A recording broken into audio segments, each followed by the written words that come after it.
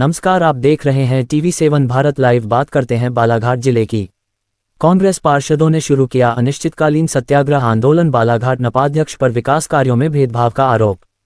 बालाघाट में नगरपालिका अध्यक्ष पर शहरी विकास कार्यों में अनदेखी, भेदभाव और भ्रष्टाचार का आरोप लगाते हुए कांग्रेस पार्षदों ने 3 अक्टूबर शुक्रवार से अनिश्चितकालीन सत्याग्रह आंदोलन शुरू कर दिया है। यह आंदोलन नगरपालिका कार्यालय के सामने किया जा रहा है, जिसमें कांग्रेस के सभी पार्षद और विधायक अनुभव मुंजारे शामिल हैं। नेता प्रतिपक्ष योगराज कारो लिल्हारे ने बताया कि 28 मार्च को परिषद की बैठक में प्रस्ताव क्रमांक 11 पारित किया गया था, जिसमें नगर के सभी वार्डों में विकास कार्यों का प्रस्ताव शामिल था। हालांकि 6 महीने बीत जाने के बाद भी इस प्रस्ताव पर कोई प्रक्रिया शुरू नहीं की गई। 2 अक्टूबर तक निविदा प्रक्रिया शुरू करने की थी मांग। इस अनदेखी को लेकर 17 सितंबर को CMO को ज्ञापन सौंपा गया था। इसमें 2 अक्टूबर तक सभी 33 वार्डों के विकास कार्यों के लिए निविदा प्रक्रिया शुरू करने की मांग की गई थी, लेकिन नगरपालिका अध्यक्ष और CMO दोनों ने इस पर ध्यान नहीं दिया। इसी कारण जनता के हित में ये सत्याग्रह आंदोलन करना। विधायक अनुभव मुंजारे ने भाजपा जिला अध्यक्ष की ओर करते हुए मंच से कहा, रामकिशोर नानू कावरे 25 साल पहले आप काम क्या करते थे? आप पहले खुद नैतिकता सीखिए, फिर दूसरों को नैतिकता का पाठ पढ़ाए। विधायक अनुभव मुंजारे ने बालाघाट नगरपालिका पर तीखा हमला बोला। उन्होंने कहा कि पिछले 15 सालों से भाजपा सत्ता में है, लेकिन शहर की हालत खराब है।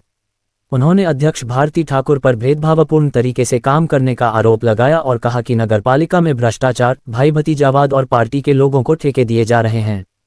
कांग्रेस पार्षदों की मुख्य मांगों में परिषद के 6 महीने पुराने प्रस्ताव क्रमांक 11 के तहत सभी वार्डों में निर्माण कार्य, अनियमित पेयजल आपूर्ति में सुधार, शहर में फैली गंदगी को दूर करना, कच्ची नालियों और खराब सड़कों की मरम्मत, स्ट्रीट लाइट की व्यवस्था और निरंतर हो रही अनियमितताओं की जांच शामिल है। किया जा रहा है। यहाँ पर ये धरना प्रदर्शन कांग्रेसी पार्षदों के कारण के लिए नहीं किया जा रहा है। ये बालाघाट नगर की जनता की समस्याओं के निराकरण के लिए किया जा रहा है। यहाँ पर सभी अनुभवशील है और आदरणीय विधायक जी तो खुद 2 बार विधायक नगर पालिका अध्यक्ष रही है। नगर पालिका में कोई भी प्रस्ताव परिषद की बैठक में पास होता है तो उसको पास इसलिए किया जाता है कि उस पर काम हो, इसलिए नहीं किया जाता है कि प्रस्ताव पास करके हम भूल जाए। और बड़ी दुर्भाग्य की बात है कि 28/3/2025 की परिषद की बजट बैठक में जो प्रस्ताव क्रमांक 11 पास किया गया, उसमें नगर के वार्ड क्रमांक 1 से 35 तक के निर्माण कार्य शामिल थे। सर्वसम्मति से भारतीय जनता पार्टी के पार्षद, कांग्रेस के पार्षद और नगर पालिका में 4 निर्दलीय पार्षद है, एक मते एक सुर में उसे पास किया गया। प्रस्ताव पास किए हुए लगभग 6 महीने हो गए, आज तक उस प्रस्ताव पर कोई कार्रवाई नहीं की गई। मैं बार बार नगर पालिका अध्यक्ष जी को लिखित में आवेदन दे रहा हूं कि अध्यक्ष जी प्रस्ताव क्रमांक 11 पर अमल कीजिए। मेरा ही वार्ड शामिल नहीं है, पूरे नगर के 33 वार्ड के विकास की बात है। अध्यक्ष जी आप बार बार आश्वासन देते रही, मुख्य नगर पालिका अधिकारी महोदय को मैं लिखित में आवेदन देते रहा, और जब ऐसा लगा मुझे कि माननीय अध्यक्ष जी टोटल झूठा कोरा आश्वासन दे रही है, तब 17 तारीख को जब हम लोग ने CMO साहब के चैम्बर में बैठकर उनको अंतिम बार लिखित में दिया, तब उन्होंने जब प्रोसीडिंग रजिस्टर बुलवाया तो माननीय विधायक जी और यहाँ पर सब वरिष्ठ लोग बैठे हैं, 1 से 10 तक प्रस्ताव के संकल्प लिखे गए। 11 नंबर की जगह छोड़ दी गई और 12 से 18 तक के फिर संकल्प लिखे गए। बीच का प्रस्ताव क्रमांक 11 कोरा छोड़ दिया गया। क्यों छोड़ा गया? उसमें क्या लिखना चाह रहे थे आप? इसको भी सार्वजनिक करना चाहिए। CMO साहब कांप रहे थे उस दिन, हमको रजिस्टर, प्रोसीडिंग रजिस्टर जब्त करवा रहे थे, पर उन्होंने बोले कि कार्यालय अधीक्षक की नौकरी चले जाएगी, छोटे छोटे बाल बच्चे हैं। मैं अभी प्रोसीडिंग लिखवाता हूँ, संकल्प लिखवाता हूँ, ऐसी बालाघाट नगर पालिका चलेगी। इसलिए इन लोगों को बार बार शहर की जनता जिताती है। क्या मांग रहे हैं हम लोग इन लोगों से? अपने घर के सामने की रोड मांग रहे हैं, नगर के 33 वार्डों में विकास कार्य मांग रहे हैं, और ये सेवा पखवाड़ा बना रहे हैं। सेवा पखवाड़ा भी वहां बना रहे हैं जहां पर पहले से ही सेवा हो चुकी है, साफ सफाई हो चुकी है। हमारे नगर पालिका के सफाई कर्मियों ने पूरा स्वच्छ कर दिए। अगर इनको सेवा पखवाड़ा मनाना है तो बालाघाट शहर के सबसे बड़े जानवीर मुन्ना उद्यान बसा है उनके नाम पर, जाकर लेके गंदगी का आलम। नगर पालिका से 100 मीटर की दूरी पर शर्म नहीं आती इन लोगों को सेवा पखवाड़ा बनाने। चलिए अम्बेडकर चौक, पूरे वीआईपीओ का आना जाना है, वहां से सर्किट हाउस है, महीनों से गंदा पानी जमा हुआ है, सेवा पखवाड़ा बनाएंगे ये भारतीय जनता पार्टी की सरकार। और ये लोग कार्यक्रम करते भ्रष्टाचार पर प्रहार, इनके भ्रष्टाचार गिना हुआ है अभी, डीजल घोटाले की जांच हो जाए, कितने भारतीय जनता पार्टी का जेल चले जाएंगे ये लिख नहीं पाएंगे रजिस्टर में। कचरा वाहन की जांच अभी तक नहीं हुई है, और एक दूसरे के भ्रष्टाचार इसका कोई अता पता नहीं है, इनकी सुनियोजित साजिश, और उस पर यह प्रहार कर रहे थे। अभी इनके जिला अध्यक्ष का एक वीडियो ऑडियो वायरल हुआ है, उस पर ये लोग पर प्रहार करेंगे। बात करना नैतिकता की एक अलग बात है, नैतिकता पे अमल करना एक अलग बात है। से और मैं सफाई दे पा रहे हैं, अभी छविराम भाई बता रहे थे कि स्ट्रीट लाइट की व्यवस्था क्या है। लगभग 500 से 600 खंबे, हजारों खंबे की संख्या में खंबे बंद है।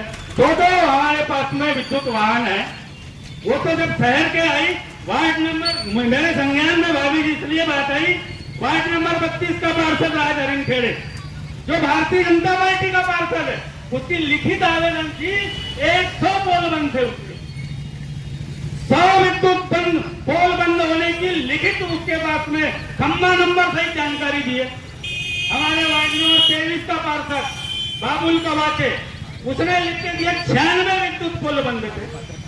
वार्ड नंबर 1 का गौरी शंकर नगर पूरा अंधेरे में, वार्ड नंबर 2 में 40-50 पोल बंद। जब पूरे 33 वार्डों की लिस्ट निकाला मैंने, आधा शहर अंधेरे में था। दिन वहीं पर बैठे बैठे पूरे पार्षदों को फोन किया और मैंने कहा बताइए, तभी उठूंगा जब लाइट व्यवस्था सुधारने के लिए आप आश्वासन देंगे। फिर भी घर के द्वारा आश्वासन दिया गया और मैं उनकी तारीफ करूंगा, 400 पोल एक दिन में सुधारा गया। ऐसी व्यवस्था करेंगे ये लोग। एरिया में एक भी उद्यान नहीं है, पूरे प्लाटिंग कर्ताओं ने पहले उद्यान के लिए जमीन छोड़ी और बाद में उसको भी बेच दी। हम लोग बार बार लिखित में दे रहे हैं, जिन वार्डों में पुराने हैं, जैसे वार्ड नंबर 8 में अफवाकुल्ला उद्यान है, हमने बोले उनका जीर्णोद्धार करो। दानवीर मुल्ला उद्यान मुल्ला जी के नाम पर बना मुल्ला उद्यान का करो। मैंने अपने वार्ड नंबर 2 में स्वामी विवेकानंद उद्यान के लिए जमीन आरक्षित करवाया और वहां पर थोड़ी बहुत व्यवस्था की। इन लोगों को वो नहीं दिखता, इनको उद्यान बनाना है छोटे फुटकर व्यापारियों के रोजगार को खत्म करके वहां गट्टू लगाना है। कहां पर लगाना है? अम्बेडकर चौक में। छोटे व्यापारी बालाघाट में, उनका लिए व्यापार करना पाप है। हमेशा इनका अतिक्रमण पोस्ट ऑफिस के सामने वाले छोटे व्यापारी, वो फल फ्रूट वाले छोटे व्यापारी, अम्बेडकर चौक के आम के जो सीजनेबल व्यापार करते हैं बेचारे, उनके तराजू बाट जब्त करेंगे लोग, उनकी टोकरी जब्त करेंगे। और वहां पर अभी गार्डन बना रहे हैं, 2 गार्डन पहले से ही है वहां पर, उसी को सुसज्जित कर देते। सेनानी गार्डन है, अम्बेडकर गार्डन है, और इनकी मैं महानता बता रहा हूं, एक भारतीय जनता पार्टी के कार्यालय के बाजू में 25 लाख की लागत से, 25 या 30 लाख की लागत से फिर एक उद्यान बना रहे हैं। अम्बेडकर चौक से सीधे पूरे फुटकर व्यापारियों को हटा के सीधे वो उत्तर विद्यालय के मैदान तक फेंसिंग लगाई जा रही है, गट्टू लगाए जा रहे हैं। अभी वहां मिनी स्टेडियम बनना है, फिर वो फेंसिंग तोड़ी जाएगी, इसका खर्चा हो रहा है। खर्चा की तो इनको चिंता ही नहीं है। एक काम के 2 भूमि पूजन के बड़े शौकीन भारतीय जनता पार्टी के लोग। हमारी अध्यक्ष जी, उनको यह भी याद नहीं है कि माननीय प्रधानमंत्री और माननीय मुख्यमंत्री जी वर्चुअली जुड़कर जिस निर्माण कार्यों का भूमि पूजन कर दिए, उसका दोबारा भी सेवा पखवाड़ा में भूमि पूजन किए। स्विमिंग पूल का तो तीसरी बार हुआ है। ये बालाघाट नगर की जनता के लिए दुर्भाग्य की बात है कि एक ही स्विमिंग पूल का 3 बार भूमि पूजन करते हैं और निर्माण के नाम पर एक ईंटा नहीं जुड़ा है, और अभी भी पता नहीं वो स्विमिंग पूल बनता है कि नहीं बनता है। बस हो गया। जब इन्होंने दूसरी बार किया, जब तो इनके पास जमीन ही अलॉट नहीं थी, सिर्फ बालाघाट नगर की जनता को भ्रमित करते हैं। मेरा इन लोगों से अभी मैं इनको आगाह कर रहा हूं, और ये जो अनिश्चितकालीन हड़ताल है, ये आज खत्म नहीं होने वाला है, न कल खत्म होने वाला है। अब जब तक तुम प्रस्ताव क्रमांक 11 की निविदा आमंत्रित नहीं करोगे, मैं रोज ही बैठा रहूंगा, रात दिन बैठा रहूंगा और नगर की पूरी जनता को यहाँ पर बुलाऊंगा। और अगर फिर भी नहीं माने तो 1 से 33 बार तक पूरा पद यात्रा करूंगा और यहाँ लाकर मटका फोड़ूंगा तुम्हारे यहाँ पर। भ्रष्टाचार की तो कोई सीमा ही नहीं है।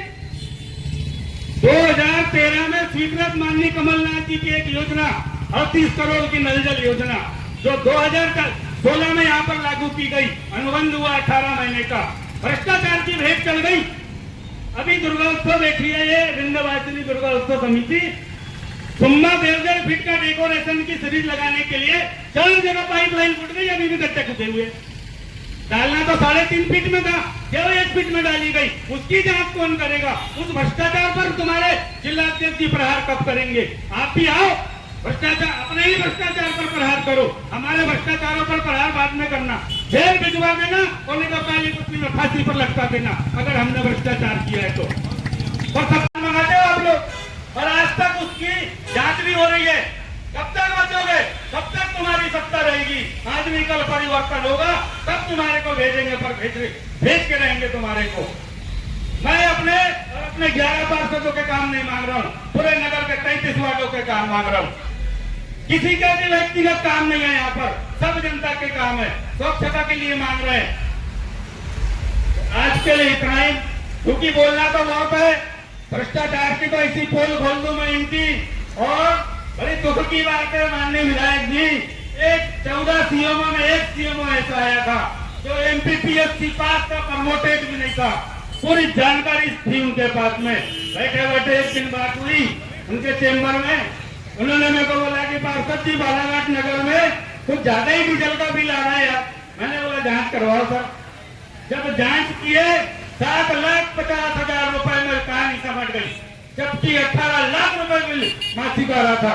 10 लाख रुपए किसके जेब में जा रहे थे? उनने खुद पत्र लिखा, मैंने माननीय कलेक्टर साहब को आवेदन किया, अध्यक्ष जी को किया कि इसकी जांच कराओ और जो भी डीजल घोटाले में लिप्त है उनको जेल भिजवाओ, क्योंकि इन्होंने जनता का पैसा लूटा है। ये मेरा पैसा नहीं है, ये अध्यक्ष जी का पैसा नहीं है, ये बालाघाट नगर की जनता से हम टैक्स के रूप में वसूल किए हैं। ये फेरी वालों से 10-10 रुपए लेकर के नगर पालिका की आय होती है और उससे ये लूटेंगे 10 लाख रुपया महीना। ऐसे मुख्य नगर पालिका अधिकारी को सजा के रूप में क्या मिली? पहली बार किसी मुख्य नगर पालिका अधिकारी ने अपने रेंट किराया दिया 28,000 रुपए, न इसके पहले दिया ना अभी कोई दे रहा है। और लास्ट में इससे भी बात नहीं बनी तो उनको सस्पेंड कर दिया गया। काहे के लिए सस्पेंड किया गया? यदि जो कारण बताया गया था उस कारण को गिना जाए तो ये भगवान दास कतरौलिया तो डिसमिस हो जाए। कितने बड़े बड़े कारण है, क्या गाय बालाघाट में खत्म हो गई? तो आज के लिए इतना ही, बहुत बहुत धन्यवाद। विधायक जी आप यहाँ पर आए। आजाद हो गया, लंबे समय से हम आजादी का पर्व मना रहे हैं। इन महान क्रांतिकारियों वीरों के बदौलत हम आजाद हो गए, लेकिन आजादी के बाद इतने वर्षों बाद भी क्यों हमारे ही चुने हुए लोग, हमारी ही चुनी हुई सरकार हमारी आवाज को नहीं सुन रही, हमारी आवाज को दबाने का काम कर रहे हैं, हमारे हौसले को कम करने का एक निरंतर प्रयास होता चला जा रहा है। आज बालाघाट नगर पालिका परिषद के हमारे कांग्रेस दल के सम्मानीय 11 पार्षदों को धरना आंदोलन प्रदर्शन करने की जरूरत पड़ गई। क्यों पड़ गई? क्या हुआ ऐसा? क्यों अनिश्चितकालीन धरना प्रदर्शन असत्याग्रह करना पड़ रहा है हमारे पार्षदों को? आज यहाँ पर मंच पर आसीन, बल्कि मैं आपके साथ इस लड़ाई को मजबूती से लड़ने के लिए आई, क्योंकि कल ही हमने दशहरा मनाया। और दशहरा क्या होता है? हमारा जो दशहरे का पर्व है वो क्या संदेश देता है हमको? बुराई पर अच्छाई की जीत, अधर्म पर धर्म की जीत, अन्याय पर न्याय की जीत का प्रतीक है विजयादशमी का पर्व। तो कल तो हमने त्योहार मना लिया, बुराई को हमने जला दिया, भगवान श्री राम जी के प्रतीक के रूप में हमने राम जी के हाथों रावण का वध कर हो गया। लेकिन क्या बुराई खत्म हो गई? क्या व्यवस्थाओं में सुधार आ गया? कितने ऐसे सवाल हैं जो सवाल दर सवाल हमारे सामने खड़े हुए। आज बड़े अफसोस की बात है कि नगर पालिका परिषद बालाघाट एक ऐसी नगर पालिका बन गई है जहां के बारे में जितनी भी बात कही जाए वो कम है। मैं पूछना चाहती हूं भारतीय जनता पार्टी के नेताओं से कि 15 साल में आपने हमारे नगर को क्या दिया, क्या उपलब्धि दी आपने? भ्रष्टाचार का अड्डा बन चुकी है नगर पालिका। यहाँ सिर्फ भारतीय जनता पार्टी के लोग ठेकेदारी करते हैं। भारतीय जनता पार्टी के कार्यकर्ता लोगों को यहाँ पे ठेकेदारी करने का मौका दिया जाता है। अभी बहुत बड़ी बड़ी बातें ये लोग करते हैं, रिकॉर्ड निकाल के दिखवा लो आप कि जितने भी ठेकेदार हैं वो भारतीय जनता पार्टी से ही जुड़े हुए लोग हैं। एक भी बाहर का नजर नहीं आएगा आपको। और दूसरे पे आरोप लगाते हैं, दूसरे पे लांछन लगाते हैं, दूसरे को बिना तथ्यों के दोषी करार देने की बात करते हैं। भारतीय जनता पार्टी के जिला अध्यक्ष जो 25,000 वोटों से हारे विधानसभा का चुनाव, एक मंत्री का इतने लंबे वोटों से हारना किस बात का प्रतीक है? भाई कावरे जी बड़ी बड़ी बातें करते हैं आप मंच पे खड़े होकर और दूसरे को उंगली उठाने का आप काम करते हो। थोड़ा आपको सोचना पड़ेगा। नैतिकता का पाठ पहले खुद पढ़े फिर दूसरे को पढ़ाएं। आज से 25-30 साल पहले आप क्या करते थे ये बता दो। आपके परिवार की पृष्ठभूमि क्या है आप ये बता दो। आपकी आय का जरिया क्या था ये बता दो। आज आप बालाघाट जिले के सबसे अमीर नेता हैं। अमीर तथ्यों के साथ बात करते हैं हम, बिना कारण आरोप नहीं लगाते। एक भ्रष्ट अधिकारी अगर एक विधायक के ऊपर झूठा आरोप लगाता है तो उसके सुर में सुर नहीं मिलाते, तथ्यों से हम बात करते हैं। रामकिशोर कावरे जी जो भारतीय जनता पार्टी के जिला अध्यक्ष हैं, आज से 25-30 साल पहले क्या थे और आज क्या है, बालाघाट जिले की जनता इस बात को जानती अच्छे तरीके से। और अगर प्रमाण की बात करूं तो ये कहूंगी मैं कि इस बार जब विधानसभा चुनाव का निर्वाचन का फॉर्म भरा गया था उसमें संपत्ति का ब्यौरा भी देना पड़ता है। मुझे भी देना पड़ा था कि मेरे नाम पे कितनी जमीन है, कितने मकान है, कितनी गाड़ियां हैं, ऐसा सबको देना होता है। तो उसमें ये बात सामने निकल कर आई थी कि रामकिशोर कावरे जी के पास सर्वाधिक संपत्ति के वो मालिक हैं। अभी वर्तमान में बालाघाट जिले के बड़े बड़े दिग्गज नेताओं को इन्होंने पीछे कर दिया और आज बात कर रहे हैं, आज हमारे ऊपर आरोप लगा रहे हैं। यहाँ व्यक्तिगत आरोप प्रत्यारोप की बात नहीं हो रही, लेकिन इस मंच से मैं जवाब इनका देना चाहती हूँ। कहते हैं कीचड़ में आप पत्थर मारोगे, छींटे आपको पड़ेंगे, आप भी गंदे हो जाओगे।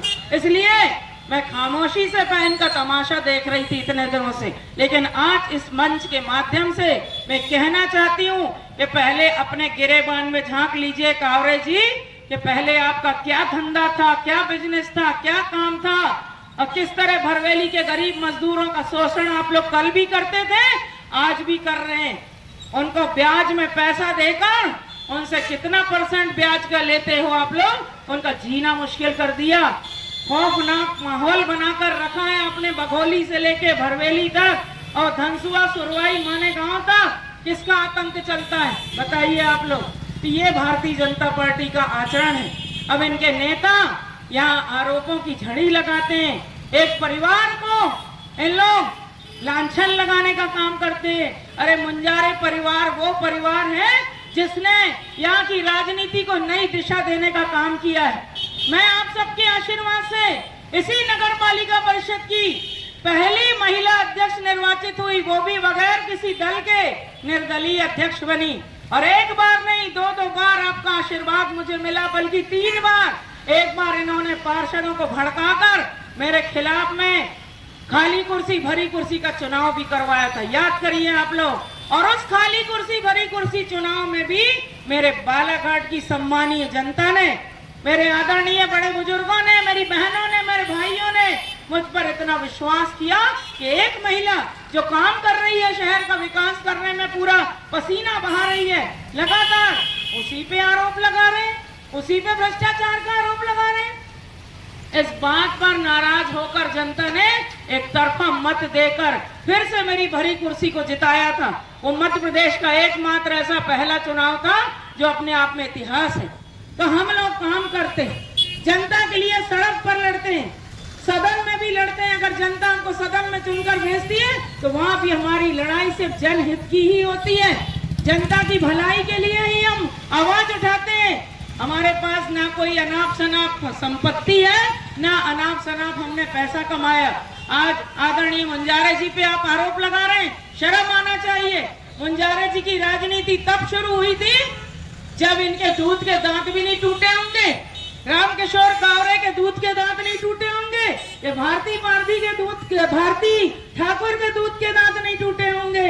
ये आरोप लगाते हैं। मुंजारे जी की पैर की धूल नहीं बन सकते आप लोग। जनता के लिए लड़ते हैं, संघर्ष करते हैं, सैकड़ों बार जेल जाते हैं, लाठी खाते हैं। तुम बताओ, तुम कितनी बार लड़े हो, कितनी बार आप जेल गए हो, कितने बार पुलिस के डंडे खाए हो, कितने बार। आज अनुभव मुंजारे तो पूरा आत्मसम्मान के साथ लड़ती है, स्वाभिमान की लड़ाई लड़ती है। मैं खुद अपने 1 साल के बेटे को लेकर जेल जा चुकी हूँ, सेंट्रल जेल जबलपुर। क्यों? किसके लिए? हमारे किसानों को समय बिजली नहीं मिल रही थी, किसानों को पीने का सिंचाई का साधन नहीं मिल पा रहा था, पानी नहीं मिल पा रहा था। वो लड़ाई हमने लड़ी थी और 15 दिन तक हम जबलपुर सेंट्रल जेल में बंद रहे थे। और हमने मांग रखी थी सरकार से कि हम जमानत नहीं लेंगे, आप हमको बिना जमानत लिए छोड़ोगे, बिना शर्त के आप छोड़ोगे तो हम बाहर निकलेंगे। तो सरकार को झुकना पड़ा था और हम बाहर आए थे, वापस आए थे हम। तो लड़ाई हम जनता की लड़ते हैं, किसानों की लड़ते हैं, मजदूरों की लड़ते हैं, गरीबों की लड़ते हैं। अभी हमारे योगराज कारो लेल्हारे जी बता रहे थे कि अतिक्रमण जब जब नगर पालिका का होता है तो सिर्फ गरीबों को सताया जाता है, गरीब व्यापारियों को प्रताड़ित किया जाता है। मैं आपको बता रही हूँ, हर बार जब ये इन लोग गरीब हमारे व्यापारी बंधुओं को, छोटे छोटे ठेले वालों को हटाते, वो मेरे घर में पूरा बहुत बड़ी संख्या में आ जाते हैं, रो रो कर अपनी व्यथा बताते हैं। और फिर मैं नगर पालिका के अधिकारियों को डांट लगाती हूँ। इनके जो जिम्मेदार लोग हैं उनको बोलती हूँ कि आपको अतिक्रमण अगर हटाना है तो बड़े लोगों से शुरू करो। जो बड़ी बड़ी बिल्डिंगें बनी हैं, नालियों के ऊपर जिनके प्लेटफॉर्म बने हुए हैं, पहले उनको तोड़ो आप। ये गरीब आदमी का अगर आप 2 दिन के लिए अगर ठेला हटाते हो, दुकान हटाते हो, या 10 दिन के लिए, 5 दिन के लिए, समझ लो उतने दिन उसके घर में चूल्हा नहीं जल पाएगा।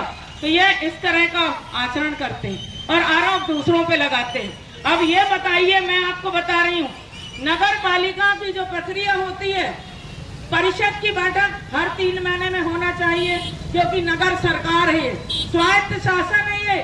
हम हर 3 महीने में बैठक करते थे। मेरा तो एक भी पार्षद नहीं था, 33 पार्षद बीजेपी, कांग्रेस की और निर्दलीय 1-2 हुआ करते थे मेरे जमाने में। फिर भी सामंजस्य बैठाकर हम परिषद की हर 3 महीने में बैठक करते थे। प्रस्ताव का नियम यह होता है कि प्रोसीडिंग रजिस्टर सामने रखा जाता है बैठक में, और जैसे जैसे प्रस्ताव में चर्चा होती है वैसे वैसे प्रोसीडिंग लिखी जाती है। ऐसा नहीं होता ये आपके घर का भटाभाजी नहीं चल रहा है कि आप प्रोसीडिंग लिखा ही नहीं रहे हैं, रजिस्टर को आप अपने घर में ले जा रहे हैं, 8-8 दिन 15-15 दिन प्रोसीडिंग लिखी नहीं जा रही है।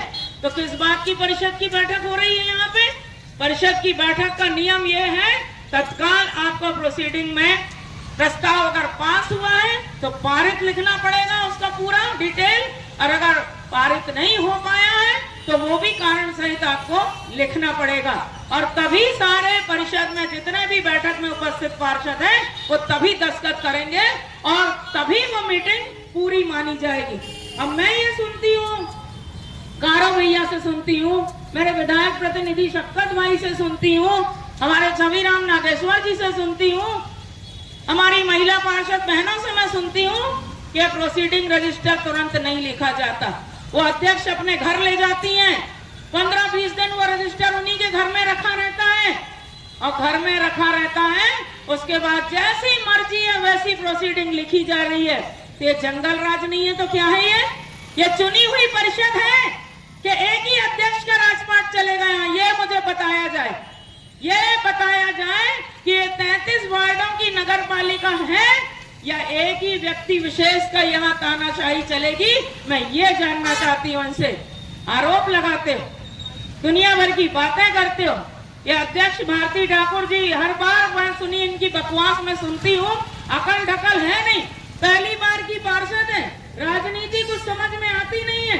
परिवार में कितने लोग राजनेता हुए बता दो जरा, कौन कौन पद में आया है बता दो आप मुझे। वहां पे पहली बार पार्षद बने और एक परिवार विशेष को खुश करके अध्यक्ष की कुर्सी पर बैठ गए। अब अध्यक्ष की कुर्सी पर बैठने की अकल भी तो होना, समझदारी भी तो होना। अध्यक्ष मतलब परिवार का मुखिया होता है, वो 33 पार्षदों को भी लेके उनको चलना है और शहर के 33 वार्ड की जनता को भी संतुलन बनाकर चलना है, सामंजस्य बनाकर चलना है। आप मुखिया हो, आपकी मुखिया की क्या भूमिका होना चाहिए?